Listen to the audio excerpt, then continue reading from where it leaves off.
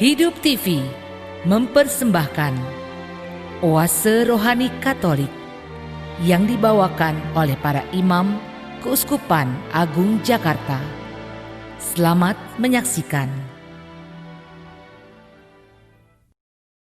Sahabat Oase Rohani Katolik, apa kabar? Kita berjumpa kembali hari ini dalam siaran Oase Rohani Katolik pada Hari Raya Semua Orang Kudus. Dan bersama kita telah hadir Romo Blasius Sumario SCY.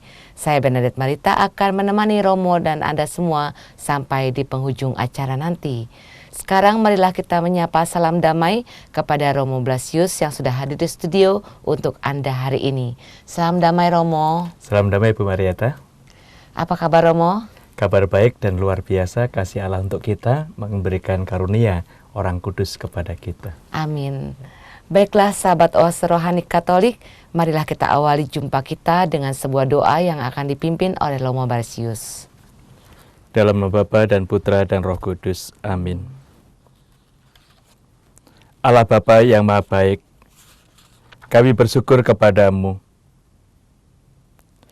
karena dalam perayaan kali ini kami kenangkan semua orang kudus yang mengimani Engkau dan mempercayakan diri kepada cinta kasih-Mu. Entah mereka itu terkenal, entah tidak. Dengan para kudus itu, kami telah Kau persatukan dalam gereja-Mu. Maka kami mohon dengan perantaraan mereka, penuhilah doa permohonan kami, dan perkenankanlah kami ikut serta dilimpahi belas kasih-Mu. Demi Kristus Tuhan dan pengantara kami. Amin.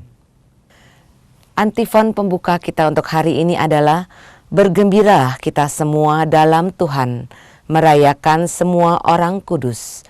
Malaikat pun bersukaria, berpesta, dan memuji-muji Putra Allah. Bacaan hari ini diambil dari kitab Wahyu bab 7 ayat 2-4, dilanjutkan ayat 9-14. Aku Yohanes melihat seorang malaikat muncul dari tempat matahari terbit. Ia membawa materai Allah yang hidup. Dengan suara nyaring, ia berseru kepada keempat malaikat yang ditugaskan untuk merusakkan bumi dan laut. Katanya, janganlah merusakkan bumi atau laut atau pohon-pohon sebelum kami memeteraikan hamba-hamba Allah pada dahi mereka. Aku mendengar jumlah mereka yang dimeteraikan itu, 144.000 yang telah dimeteraikan dari semua suku keturunan Israel. Kemudian daripada itu, aku melihat suatu kumpulan besar orang, banyak yang tidak terhitung jumlahnya, dari segala bangsa, segala suku, kaum, dan bahasa. Mereka berdiri di hadapan tahta dan di hadapan Anak Domba, memakai jubah putih hitam dan memegang daun-daun palem di tangan mereka. Dengan suara nyaring mereka berseru, keselamatan bagi Allah kami yang duduk di atas tahta dan bagi Anak Domba. Dan semua malaikat berdiri mengelilingi tahta. Tua-tua dan keempat makhluk yang ada di sekeliling tahta itu, mereka bersungkur di hadapan tahta itu dan menyembah Allah sambil berkata, Amin, puji-pujian dan kemuliaan, hikmat dan syukur, hormat, kekuasaan dan kekuatan bagi Allah kita sampai selama-lamanya. Amin. Seorang dari antara tua-tua itu berkata kepadaku, siapakah mereka yang memakai jubah putih itu dan dari manakah mereka datang? Maka kataku kepadanya, Tuanku, Tuhan mengetahuinya. Lalu ia berkata kepadaku, mereka ini adalah orang-orang yang keluar dari kesusahan besar. Mereka telah mencuci jubah mereka dan membuatnya putih di dalam darah Anak Domba. Demikianlah sabda Tuhan. Syukur kepada Allah. Marilah sahabat Oase Rohani Katolik, kita tanggapi sabda Tuhan dengan Mazmur tanggapan. Berbahagialah yang mendiami rumah Tuhan. Berbahagialah yang mendiami rumah Tuhan. Milik Tuhanlah bumi dan segala isinya, jagat dan semua yang diam di dalamnya. Sebab dialah yang mendasarkan bumi di atas lautan dan menegakkan di atas sungai-sungai. Berbahagialah yang mendiami rumah Tuhan. Siapakah yang boleh naik ke gunung Tuhan? Siapakah yang boleh berdiri di tempatnya yang kudus? Orang yang bersih tangannya dan murni hatinya, yang tidak menyerahkan diri kepada penipuan dan tidak bersumpah palsu. Berbahagialah yang mendiami rumah Tuhan. Dialah yang akan menerima berkat dari Tuhan dan keadilan dari Allah penyelamatnya. Itulah angkatan orang-orang yang mencari Tuhan, yang mencari wajah-Mu, ya Allah Yakub. Berbahagialah yang mendiami rumah Tuhan. Bacaan dari surat pertama Rasul Yohanes bab 3 ayat 1 sampai 3. Saudara-saudara terkasih, lihatlah betapa besar kasih yang dikaruniakan Bapa kepada kita, sehingga kita disebut anak-anak Allah. Dan memang kita sungguh anak-anak Allah. Karena itu dunia tidak mengenal kita, sebab dunia tidak mengenal Dia. Saudara-saudaraku yang terkasih, sekarang kita ini sudah anak-anak Allah, tetapi bagaimana keadaan kita kelak sebelumnya nyata. Akan tetapi kita tahu bahwa apabila Kristus menyatakan dirinya, kita akan menjadi sama seperti Dia, sebab kita akan melihat Dia dalam keadaannya yang sebenarnya. Setiap orang yang menaruh pengharapan itu kepadanya, ia menyucikan diri sama seperti Dia yang adalah suci. Demikianlah sabda Tuhan. Syukur pada Allah. Sahabat Oase Rohani Katolik, marilah kita simak bersama-sama Injil Yesus Kristus menurut Matius bab 5 ayat 1 sampai 12a yang akan disampaikan oleh Romo Basius untuk kita semua.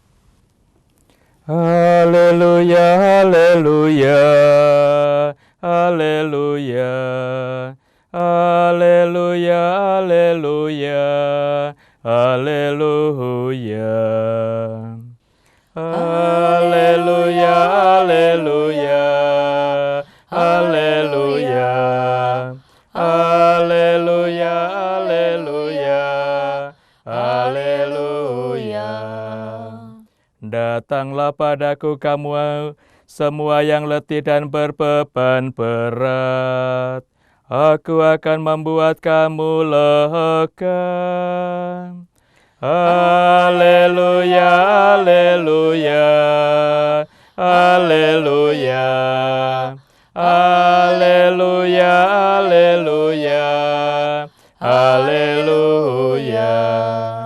Tuhan bersamamu Dan bersama rohmu. Inilah Injil Yesus Kristus menurut Santo Matius. Dimuliakanlah Tuhan. Sekali peristiwa, ketika melihat banyak orang yang datang, Yesus mendaki lereng sebuah bukit. Setelah ia duduk, datanglah murid-muridnya. Lalu Yesus pun mulai berbicara dan mengajar mereka, katanya, "Berbahagialah orang yang miskin di hadapan Allah, karena merekalah yang empunya kerajaan surga.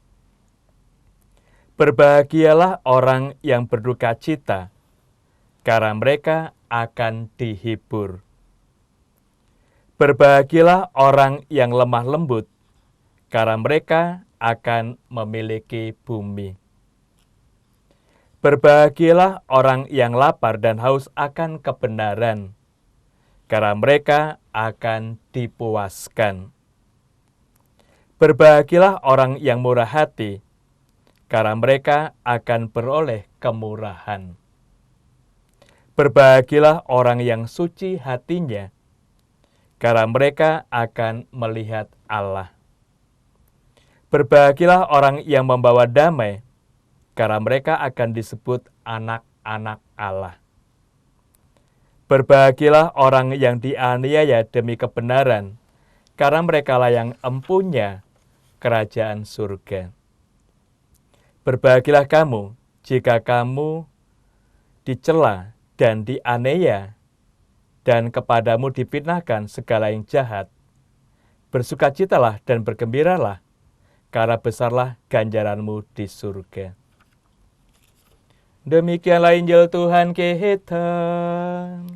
Terpujilah Kristus. Sahabat Oase Rohani Katolik, setelah kita menyimak firman-firman Tuhan, kita akan menyimak permenungan yang akan dibawakan oleh Romo Blasius untuk kita semua. Romo, dari firman Tuhan hari ini, kabar sukacita apakah yang kiranya akan disampaikan kepada sahabat Oase Rohani Katolik? Ibu Marieta yang terkasih, sahabat Oase Katolik yang tercinta, melalui Warta Keselamatan hari ini kita sungguh bergembira karena kita ditunjukkan tujuan dari hidup iman kita, yaitu untuk persatuan dengan Allah dalam kemuliaan. Maka pesta atau hari raya semua orang kudus ini mengajak kita untuk melihat bahwa perjuangan pergumulan iman ini membuahkan keselamatan itu bisa kita capai, bisa kita wujudkan. Yang pertama karena memang kita mendapatkan rahmat dari Tuhan untuk mengenal Dia, untuk percaya kepadanya. Tetapi juga kekudusan ini berkat perjuangan pergumulan kita untuk setia menjadi umat Allah dan setia menghayati hidup iman dalam persatuan dengan Allah. Inilah yang akhirnya membuat kita gembira, kita bahagia bahwa kita mempunyai teladan para kudus. Dan mereka setelah mencapai kemuliaan itu, hidup dalam puji-pujian bersama dengan Tuhan, dan mereka juga menjadi pendoa bagi kita. Inilah yang kita lihat, kita sadari dalam kehidupan kita, maka para kudus yang ada dalam gereja ini, buah dari pergumulan mereka untuk setia dalam hal iman.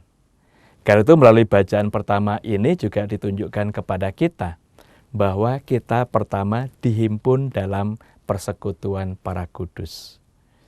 Dan juga dalam hari raya ini mau diungkapkan kebenaran dari syahadat kita. Yang jelas dalam syahadat Katolik kita mengungkapkan, aku percaya akan Roh Kudus, Gereja Katolik yang kudus, persekutuan para kudus, pengampunan dosa, kebangkitan badan, dan kehidupan kekal.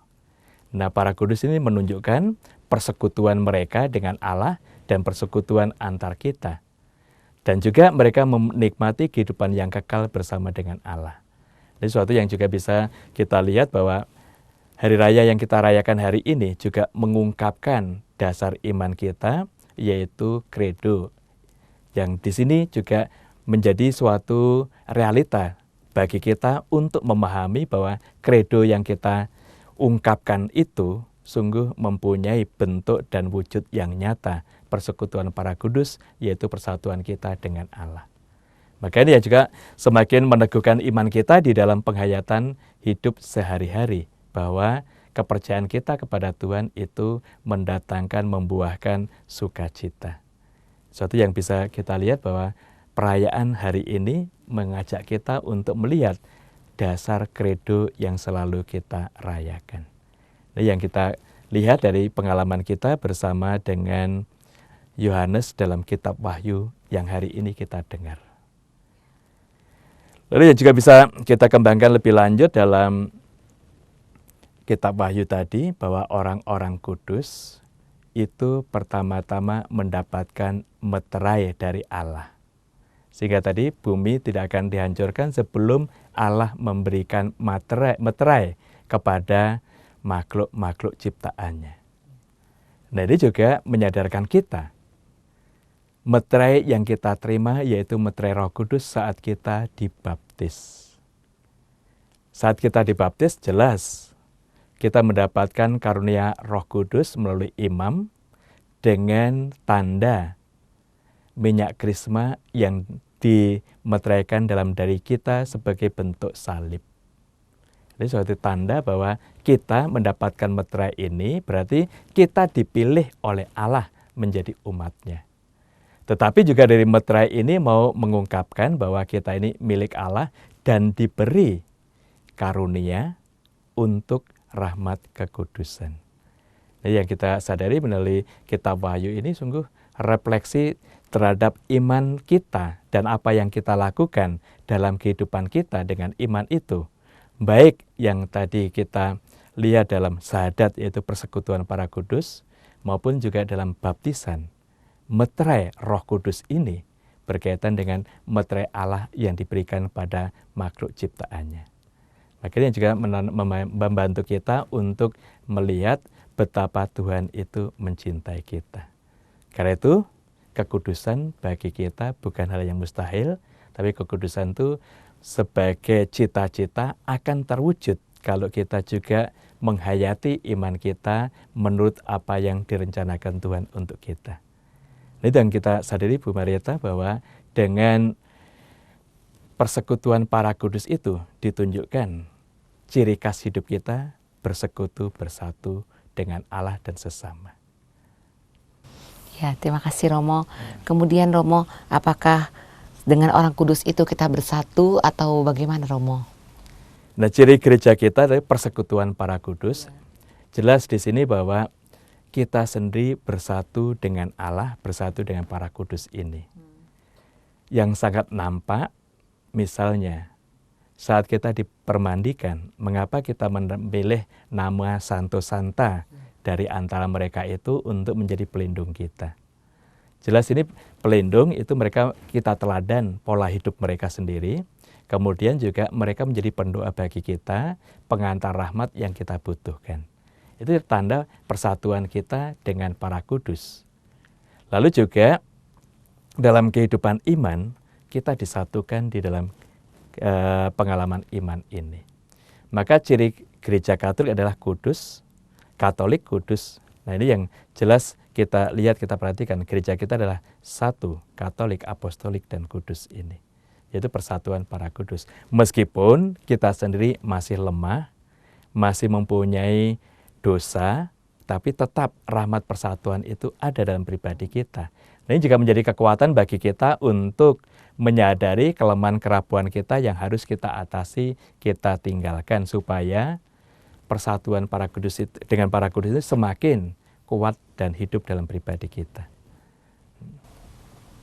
Dengan para kudus itu berarti kita disatukan, dia menjadi pendoa bagi kita dan melindungi kita juga ya Mo? Ya benar, bahwa mereka ini pribadi-pribadi yang juga menggunakan rahmat Tuhan meterai tadi, tapi juga mereka menghayati dalam kesetiaan. Karena itu tadi diungkapkan cukup jelas bahwa para kudus itu sudah berhasil keluar dari kesusahan. Berarti mereka sudah berjuang menghayati kehidupan ini dalam kesetiaan iman kepada Allah. Meskipun ada kesusahan, ada kesulitan, mereka karena menggunakan rahmat Tuhan itu bisa berhasil keluar dari kesusahan itu. Jadi bagi kita juga menjadi suatu inspirasi. Kalau ada kesulitan dalam hidup kita, kita tidak gampang putus asa, tidak gampang menyerah. Tapi kita ingat bantuan Tuhan dengan rahmat-Nya dan pertolongan para kudus. Ini juga meneguhkan kita dalam semangat iman kita. Kemudian mereka juga telah membasuh atau mencuci jubahnya dengan darah anak domba.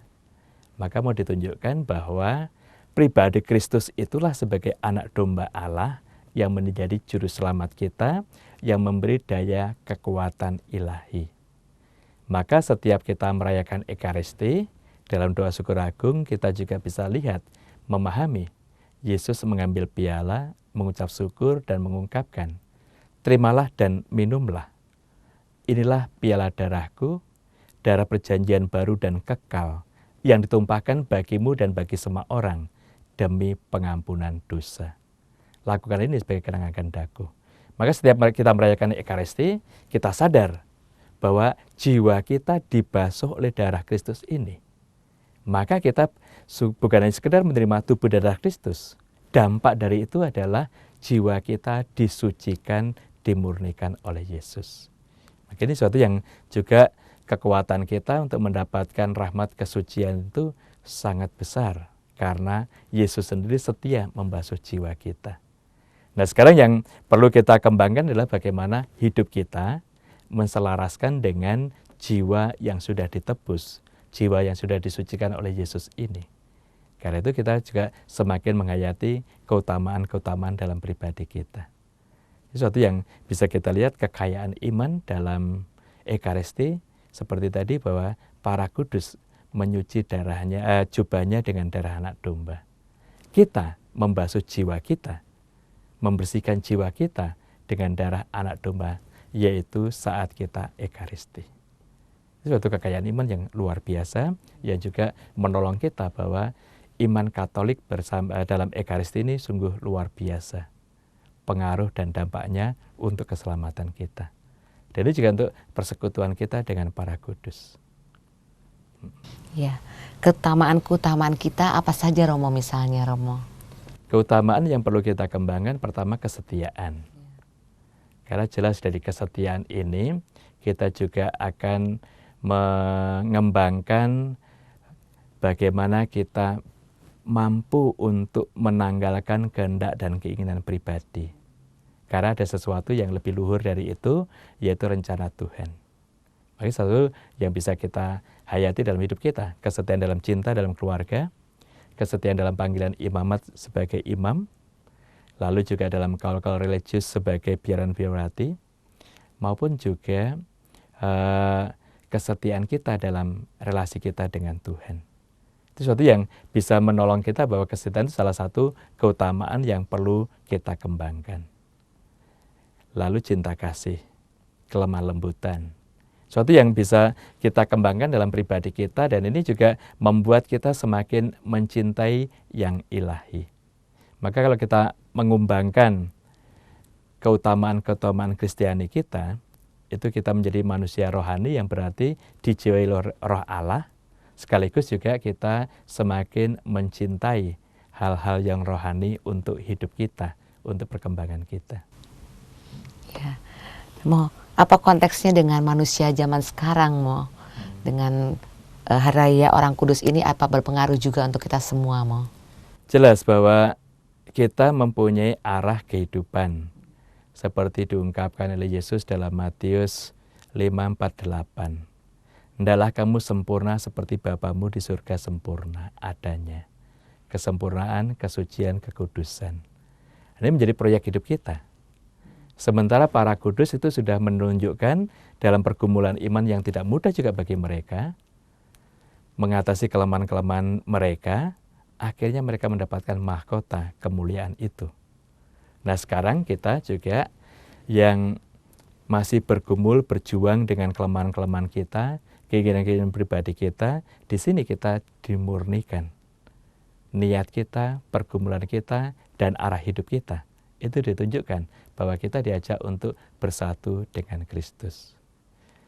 Nah, sekarang yang bisa kita lihat, bisa kita perhatikan, kecenderungan yang ada di sekitar kita adalah kita mencari yang mudah, yang enak. Menghindari pengorbanan dan perjuangan. Padahal pengorbanan dan perjuangan itu salah satu bentuk hidup iman kita. Ini sesuatu yang bisa kita lihat, bisa kita kembangkan dalam hidup kita. Ini salah satu hambatan yang perlu kita juga perhatikan dan kita atasi. Kita mudah mencari yang enak dan yang mudah. Padahal itu sebenarnya hal yang tidak benar juga. Misalnya, ingin mendapatkan kekayaan yang cepat, akhirnya tidak jujur dalam kehidupan, korupsi, dan sebagainya. Itu sesuatu yang bisa kita lihat, bisa kita perhatikan dalam konteks ini bahwa kita sebenarnya bisa berhasil berjuang karena kita mempunyai usaha. Hanya karena ingin cepat, maka kita akhirnya juga kurang memperhatikan hal-hal yang utama di dalam hidup. Itu salah satu poin yang perlu kita kembangkan dalam hidup kita. Hal yang lain yang juga bisa kita perhatikan dalam pengalaman kita, bahwa kita sendiri tidak mau untuk setia karena kita mempunyai pendapat gagasan yang berbeda dengan rencana Tuhan. Dan kita sering juga memaksakan kehendak kita entah pada Tuhan atau pada sesama. Ini situasi semacam ini yang kadang-kala bukan membuat kita dekat dengan Tuhan, tapi justru menjauhkan kita dengan Tuhan dan menjauhkan kita dengan sesama. Sesuatu yang kerja keras kita yang perlu kita perhatikan untuk berkembang di dalam iman dan juga di dalam kasih kita. Iya. Berkembang dalam iman dan kasih itu misalnya seperti apa, Mo?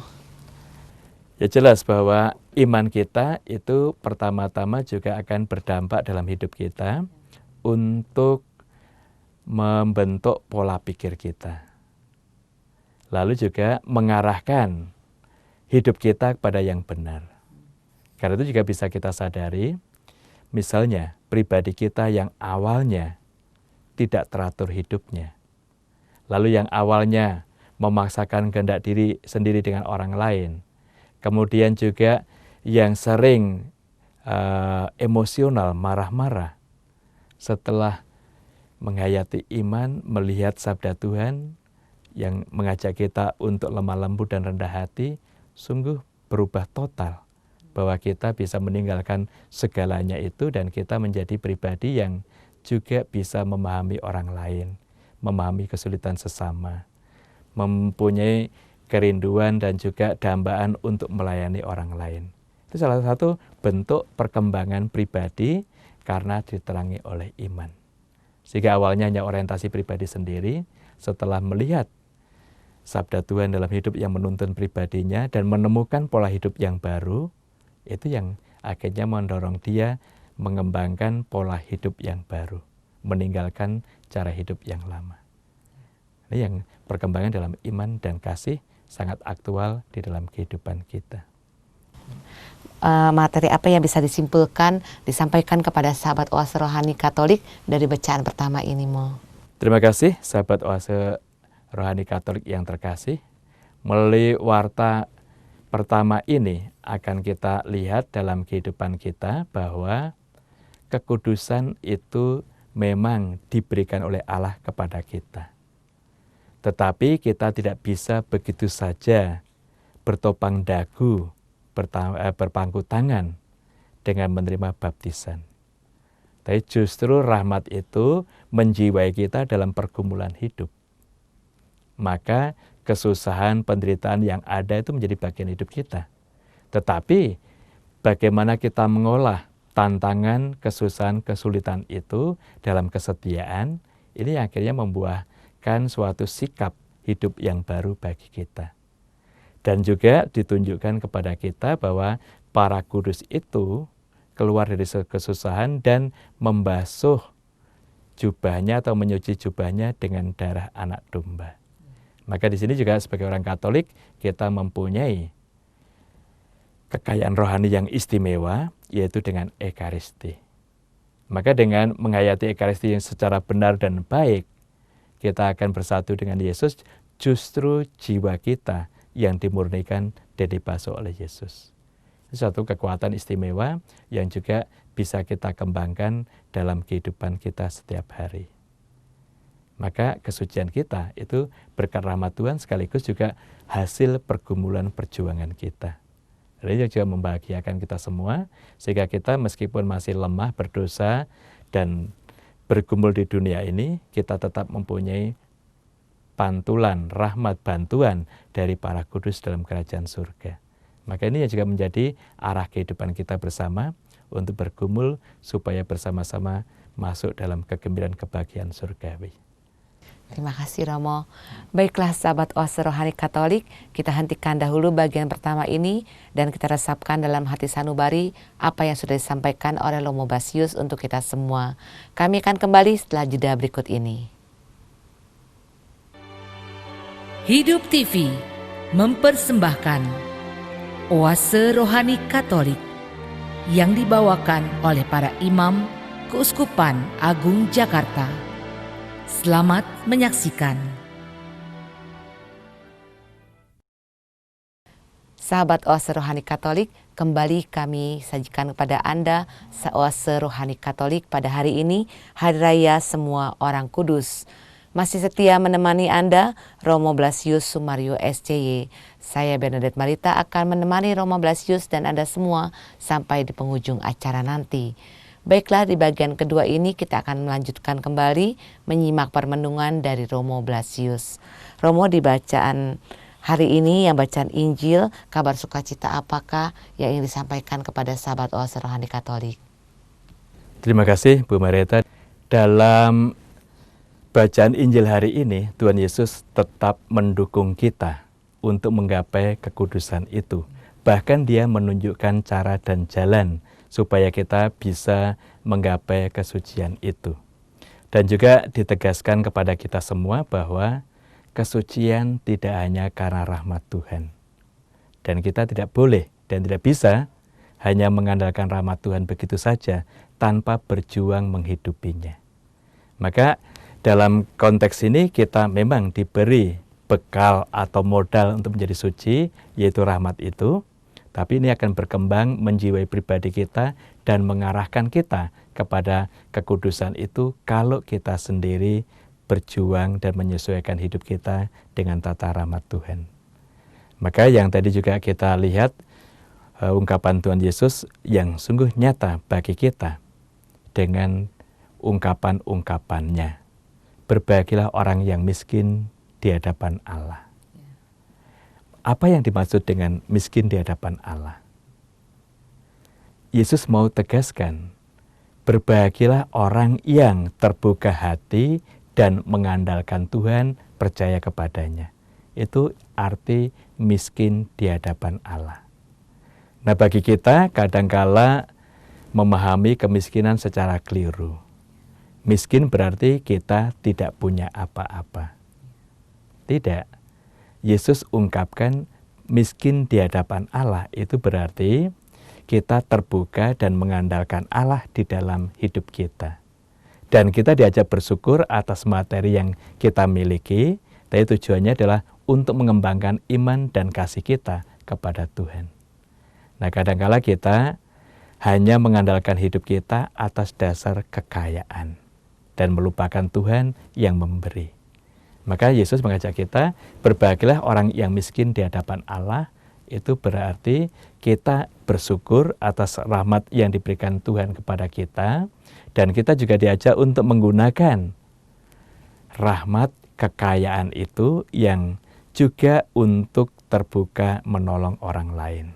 Jadi akhirnya kita juga diajak untuk mengembangkan cinta kasih kita kepada sesama.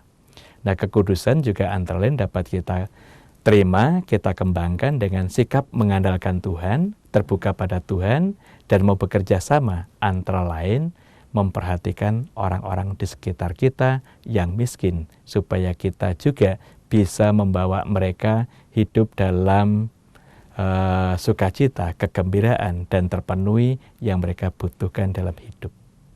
Ya, akhirnya melalui sabda ini kita diajak untuk terbuka pada Allah, sekaligus juga terbuka kepada sesama kita.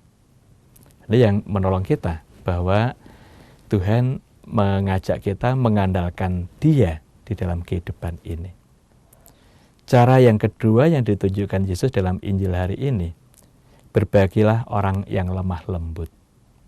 Nah, ini suatu sikap yang bisa kita miliki karena itu kita perjuangkan dan kita latih. Maka ini juga menolong bagi kita untuk mengembangkan sikap lemah lembut ini.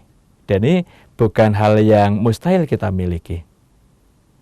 Tetapi ini berkat pergumulan kita dalam cinta kasih, relasi kita dengan sesama, akhirnya juga kita mengutamakan orang lain. Itu yang membuat kita lemah lembut dan rendah hati. Nah, kita juga dibantu dengan sabda Tuhan. Misalnya ungkapan Paulus dalam Efesus 4:29. Dia tegaskan, janganlah kata-kata buruk keluar dari mulutmu, tapi yang baik yang membangun iman bagi para pendengarmu. Jadi yang kita lihat, kita perhatikan kalau pribadi kita kasar, pribadi kita emosional, gampang marah, biasanya juga banyak kata-kata buruk keluar dari mulut kita.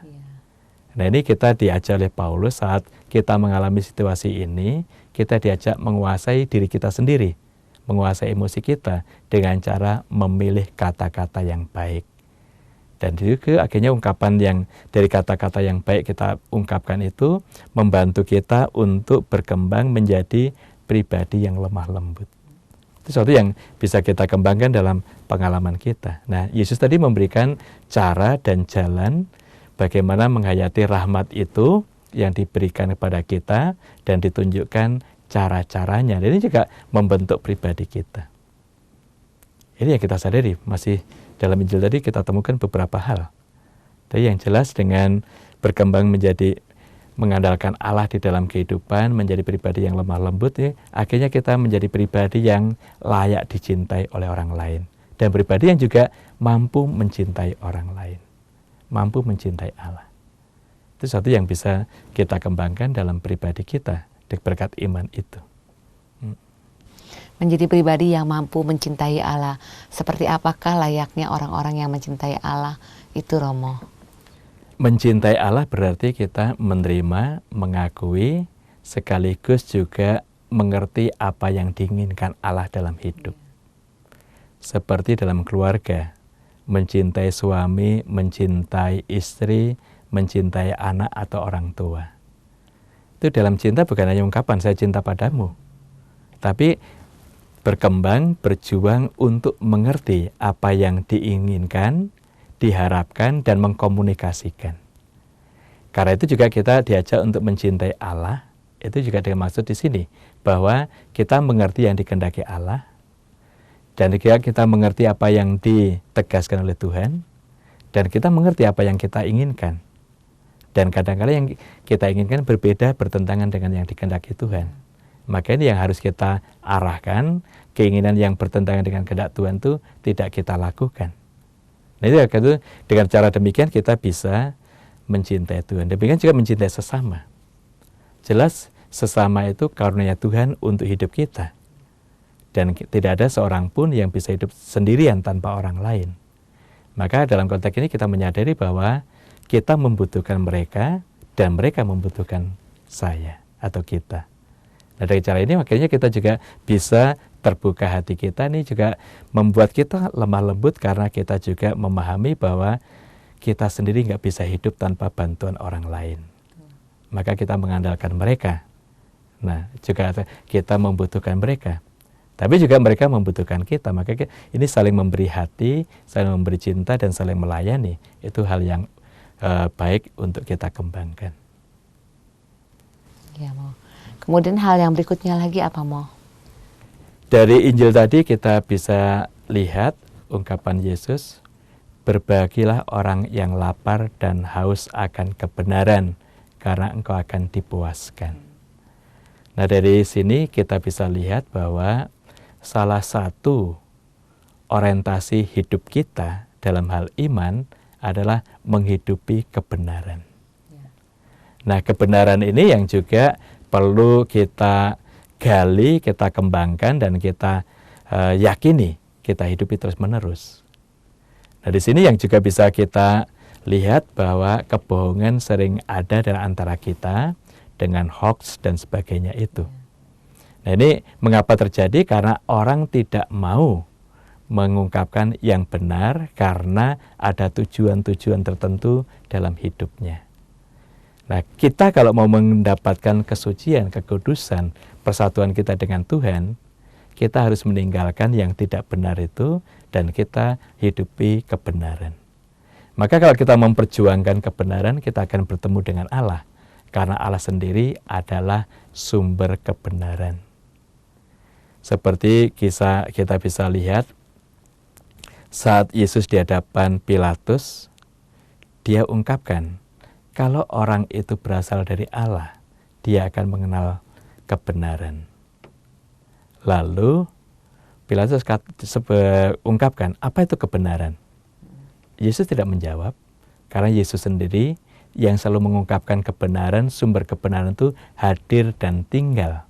Dan Pilatus tidak memahami bahwa Yesus itu kebenarannya. Ini yang akan kita lihat, kita perhatikan dalam konteks hidup kita, bahwa kalau kita merindukan, kita lapar dan haus akan kebenaran, kita akan bertemu dengan Allah sumber kebenaran sejati. Maka ini juga akan menjadi sumber sukacita di dalam hidup. Karena itu iman kita mendorong, mendukung kita menjadi orang yang benar. Dan orang yang benar itu selalu dibutuhkan, dicari, dan akan dicintai oleh semua orang. Dan lebih dari itu bahwa orang yang benar hidupnya dicintai oleh Allah, dan di sini juga akan tetap hidup dalam persekutuan dengan Allah dan para kudus itu. Suatu yang bisa kita lihat bahwa kita juga diajak untuk hidup dalam kebenaran itu dan merindukan kebenaran itu bisa berkembang di dalam hidup, dan itu untuk mengatasi, menghilangkan kebohongan-kebohongan yang sering muncul di antara kita. Maka kita mempunyai pegangan dalam konteks ini, kebenaran atas dasar firman Tuhan, kebenaran atas dasar perintah, dan juga kebenaran atas dasar cinta kasih. Ya, dalam bacaan ini dikatakan, demi aku kamu dicela dan dianiaya. Apa maksudnya, Mo? Dan kepadamu difitnahkan segala yang jahat. Ini berkaitan dengan yang tadi kita lihat tentang kebenaran. Kita tahu tidak semua orang bisa menerima kebenaran. Dan justru juga ada ungkapan-ungkapan yang keliru di tengah masyarakat. Zaman sekarang, kalau saya jujur, saya hancur. Justru itu keliru. Karena di hadapan Tuhan, orang yang tidak jujur itu yang justru hancur. Maka di sini kita dipanggil, diutus untuk mengungkapkan kebenaran dan menghidupi kebenaran itu. Nah, buahnya kita ditolak oleh sebagian orang yang tidak suka dengan kebenaran. Mengapa? Karena kehadiran kita yang selalu memperjuangkan kebenaran itu akan dengan terus terang menampakkan yang tidak benar yang dihidupi oleh mereka itu. Maka mereka menolak kita. Sebaliknya juga kalau kita memang dalam situasi yang tidak benar itu, ada orang yang benar datang, kita juga bereaksi yang negatif, menolak, karena nanti yang tidak benar yang saya miliki akan tampak. Nah, dalam konteks ini kita diajak, meskipun kita menghidupi kebenaran dan tantangan kesulitan, tidak perlu menyerah. Justru kehadiran kita itu akan menjadi sumber terang bagi mereka. Dan kita juga bisa lihat dalam pengalaman para rasul pun, dengan mengungkapkan kebenaran yang awalnya ditolak itu, akhirnya juga mempertobatkan banyak orang. Nah, di sini kita dalam menghidupi kebenaran itu, kita juga bisa melihat kebenaran yang dihidupi oleh orang lain. Dan ini akhirnya memperteguh kita, dan juga kita sendiri juga bisa semakin memperbaiki kekurangan kita, dan juga kehadiran kita bisa memperbaiki situasi masyarakat kita atau keluarga kita. Maka di sini jelas bahwa kebenaran yang kita hidupi itu memang tidak selamanya diterima oleh semua orang. Tetapi kalau ini sudah berkembang di tengah masyarakat kita, bahwa kebenaran itu selalu didambakan dan diwujudkan, pasti semua orang akan hidup bahagia dan hidup tentram. Yang kita lihat, kita sadari dalam konteks ini, mengapa ada perselisihan dan sebagainya, karena kebenaran tidak dihidupi dan masing-masing menganggap diri yang paling benar. Jadi yang kita lihat, kita perhatikan dalam konteks itu, maka kita diajak untuk teguh dalam iman, meskipun ada tantangan dan kesulitan. Mau apa hubungannya bacaan Injil ini dengan bacaan pertama, Mo?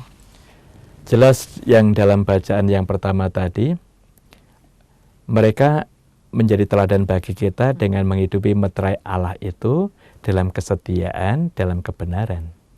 Kita juga bisa lihat riwayat Santo Santa. Banyak yang mendapatkan tantangan, godaan untuk melepaskan diri dari Allah. Kemudian banyak tawaran-tawaran hidup yang mudah, yang enak, yang bahagia, tapi justru mereka milih yang tidak enak. Misalnya, Fransiskus memilih kemiskinan dalam hidup. Itu juga sesuatu yang bisa kita lihat, sementara orang lain mendambakan kekayaan.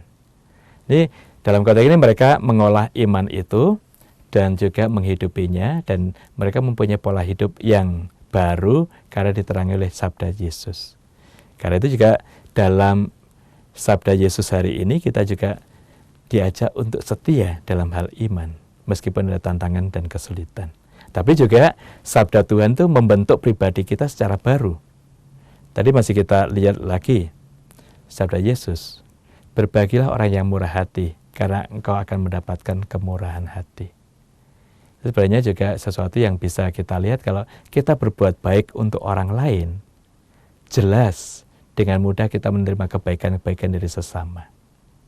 Dimanapun kita berada, kita selalu berbuat baik, pasti kita akan mudah menjadi sahabat bagi banyak orang. Makanya di sini salah satu pola hidup yang ditunjukkan pada Yesus, kepada kita oleh Yesus, yaitu dengan kita mengungkapkan iman itu dalam kemurahan hati.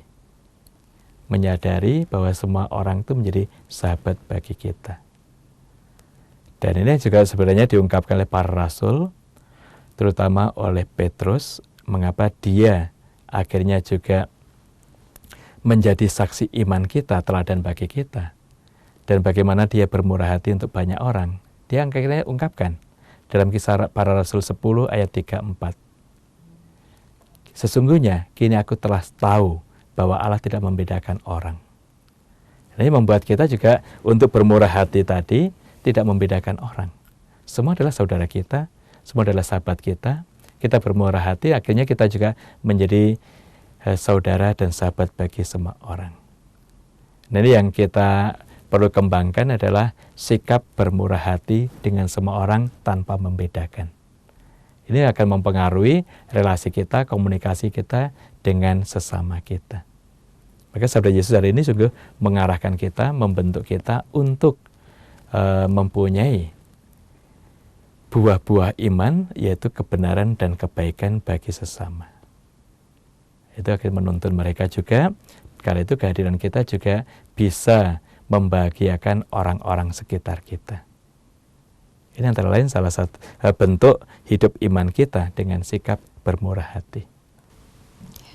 Bagaimana cara menempatkan diri kita di tengah masyarakat ini, Mo? Dengan sikap yang sesuai dengan bacaan Injil hari ini. Jelas yang kita perhatikan bahwa kebenaran itu diinginkan semua orang. Lalu juga yang bisa kita kemurahan hati itu dibutuhkan semua orang. Lalu kalau kita memperjuangkan kebenaran, keadilan, cinta kasih, kemudian kita bermurah hati dengan semua orang, itu kebutuhan dambaan mereka terpenuhi. Karena itu akhirnya kita bisa masuk dalam pribadi semua orang. Di tengah masyarakat, di tengah keluarga kita, di tengah pekerjaan kita. Semua lapisan hidup yang ada di tengah kita itu membutuhkan kebenaran, keadilan, cinta kasih, kemurahan hati.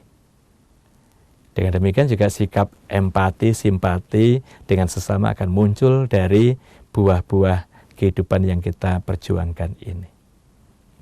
Ya, apa yang bisa diungkapkan kepada sahabat Oase Rohani Katolik mengenai Injil hari ini, Romo? Baik, kita juga melihat kekayaan dan pola hidup yang diberikan Yesus kepada kita. Pertama-tama bahwa kita juga diajak untuk berkembang di dalam kesucian. Berbahagialah orang yang suci hatinya, karena mereka akan melihat Allah. Karena itu bagi kita kesucian itu sarana untuk berjumpa melihat Allah. Karena Allah adalah yang kudus.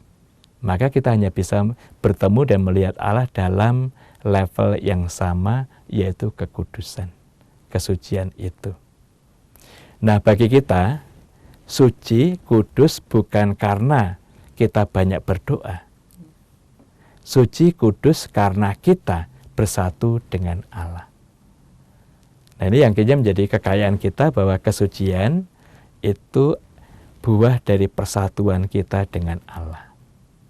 Karena itu kalau kita bekerja dan melibatkan Tuhan dalam kerjaan kita, kita juga kudus menjadi kudus melalui pekerjaan kita. Kita berdoa, kita bersatu dengan Allah.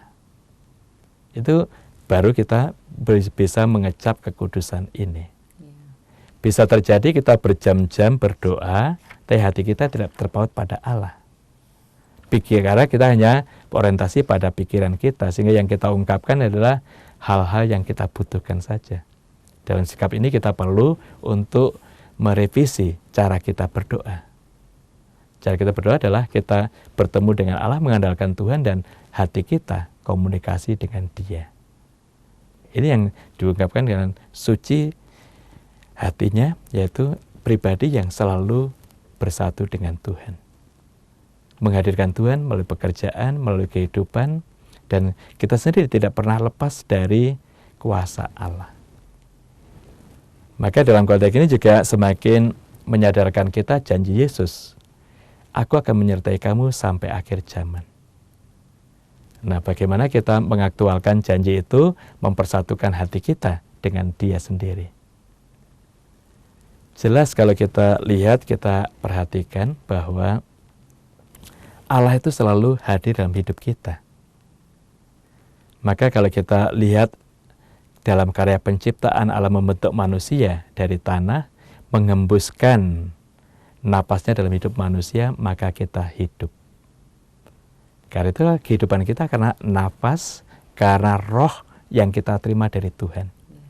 Nah, setiap kita bernapas, kita menyadari roh Allah yang ada dalam pribadi kita. Maka itu juga sesuatu yang menggerakkan kita untuk menghayati persatuan kita dengan pribadi Yesus. Dan pribadi Allah ini yang selalu hadir, dan ini juga membuat kita semakin menghayati kesucian tadi, persatuan hati dengan Tuhan. Dari nafas saja. Maka kalau kita kehabisan nafas, kita tidak akan hidup lagi. Ini sesuatu yang bisa kita lihat dalam konteks ini. Sangat nampak bahwa kehidupan kita itu karena kita mendapatkan roh, mendapatkan nafas dari Allah. Kalau roh Allah ini diambil dari kita, maka manusia akhirnya wafat.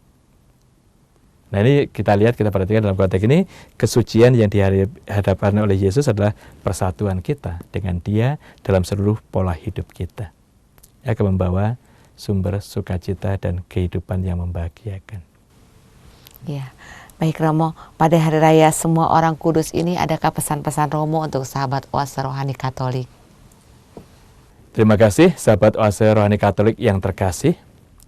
Dari warta persekutuan orang kudus yang kita rayakan hari ini, itu juga diungkapkan kepada kita bahwa perhatian persatuan kita dengan Tuhan yang kita kembangkan dalam perhatian dan persatuan dan sesama, itu akhirnya membuahkan kesucian dalam pribadi kita, berarti persatuan kita dengan Tuhan dan para kudus dalam persekutuan ini, tetapi buahnya adalah kedamaian dan sukacita.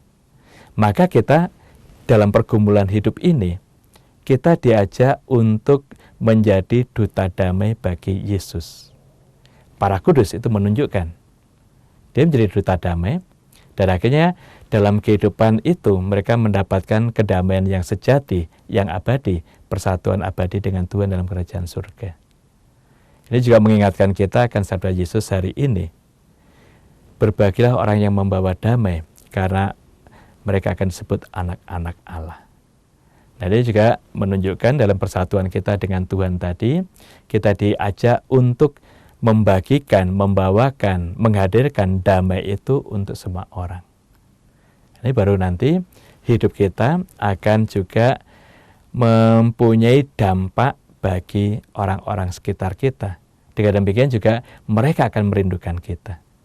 Dalam keluarga pun, kehadiran kita yang memberikan kesejukan, kedamaian untuk anggota keluarga, anggota komunitas dalam biara, itu juga akan membuahkan damai yang akhirnya juga dirasakan, dirindukan oleh banyak orang. Suatu yang luar biasa dari sabda Yesus hari ini mengajak kita ada beberapa hal yang menjadi pilar-pilar untuk menghidupi dan menggapai kesucian dalam pribadi kita. Terima kasih Romo. Baiklah sahabat Oase Rohani Katolik, dengan demikian kita sudah selesai dalam acara Oase Rohani Katolik kita hari ini. Romo Blasius Sumaryo SCY dan saya Bernadette Marita mohon pamit dari ruang dengar Anda. kami mengucapkan salam damai, tetap semangat dan tersenyum. Kita akan tutup jumpa kita dengan doa penutup dan berkat Tuhan dari Romo Blasius. Dalam nama Bapa dan Putra dan Roh Kudus. Amin. Allah Bapa yang layak dipuji, Engkaulah pokok keselamatan bagi semua orang kudus. Kami menyembah Dikau dan mohon, semoga kesucian kami Kau sempurnakan dan Kau penuhi dengan cinta kasih-Mu. Dan semoga kami Kau perkenankan beralih dari santapan kaum musafir ini kepada perjamuan di dalam kerajaan surga. Dan perantaraan Kristus Tuhan dan pengantara kami. Amin. Tuhan bersamamu. Dan bersama rohmu. Hidup, karya, doa, dan keluarga kita selalu dipimpin oleh berkat Maha Kuasa, Bapa dan Putra dan Roh Kudus. Amin. Baiklah sahabat Oase Rohani Katolik, sampai jumpa lagi di acara siaran Oase Rohani Katolik berikutnya.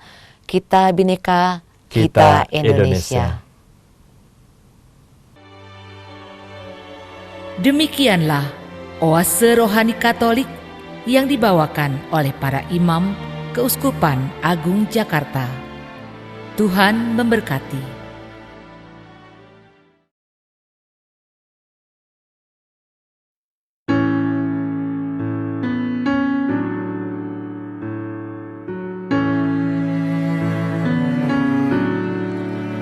Take me, Lord, into your heart. Take me, Lord, till I'm fulfilled. Save my life, for you are God. I survive, 'cause you are near. You're the one that I adore. Fill my cup so I'll be blessed. And you know I need you more. Come, O Lord, into my heart. Lord, I love you. Lord, I need you. My Lord, oh, hold me tight. Lord, I praise you. Lord, I worship you. Bless me, Lord, for you are great. You're so kind, oh Lord, in all my life, that I will love you always. Bring me hope for all my hardship, so we all will see the light.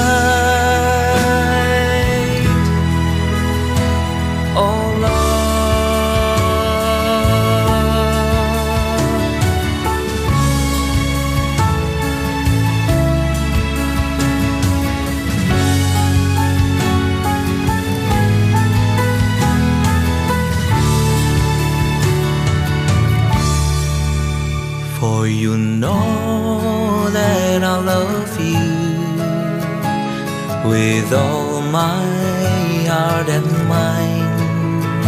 Fill me, Lord, with all your blessings, so I know that you are near. Lord, I love you. Lord, I need you. My Lord, oh, hold me tight. Lord, I praise you. Lord, I worship you. Bless me, Lord, for you are great. You're so kind, oh Lord, in all my life, that I will love you always.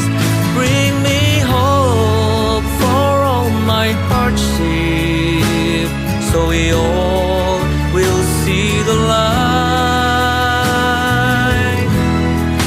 You're so kind, oh Lord, in all my life, that I will love you always. Bring me hope into my troubles, so we all will